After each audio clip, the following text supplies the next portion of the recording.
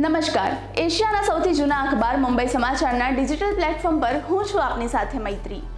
ચાલો નજર કરીએ આજના મહત્વના સમાચાર પર। રક્ષા મંત્રી રાજનાથ સિંહે પાકિસ્તાને છોડેલા શેલનું નિરીક્ષણ કર્યું।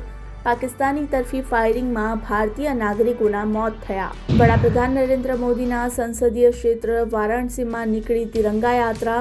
સેનાનું મનોબળ વધારવા માટે નીકળેલી યાત્રામાં હજારો લોકો જોડાયા। કતારમાં ઉદ્યોગપતિ મુકેશ અંબાણીએ ડોનાલ્ડ ટ્રમ્પ સાથે મુલાકાત કરી।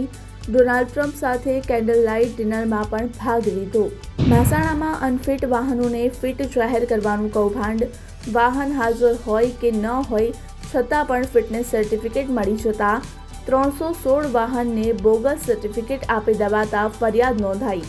મોડાસા, મેઘરજ, શામળાજી પંથકમાં કમોસમી વરસાદ જોવા મળ્યો। ભારે પવન અને ગાજવીજ સાથે વરસાદ વરસતા વાતાવરણમાં ઠંડક પ્રસરી। રાજ્યમાં દક્ષિણ ગુજરાત અને સૌરાષ્ટ્રમાં માવઠાની આગાહી। આજે રાજ્યના મોટા ભાગના જિલ્લાઓમાં યલો એલર્ટ જાહેર કરાયું। અરવલ્લી જિલ્લામાં છેલ્લા 4-5 દિવસથી વાતાવરણમાં પલટો અને વરસાદી માહોલના કારણે ઘાસચારો સહિત બાજરીના પાકને નુકસાન પહોંચ્યું। રાજ્ય સરકારનો રાષ્ટ્રીય બાળ સ્વાસ્થ્ય કાર્યક્રમ અંતર્ગત સંવેદનશીલ અભિગમ 16 સિવિલ હોસ્પિટલ ખાતે 100 જેટલા બાળકોના જીવનમાંથી ભગીરથતા બાદબાકી થઈને સ્મિતનો સરવાળો થયો।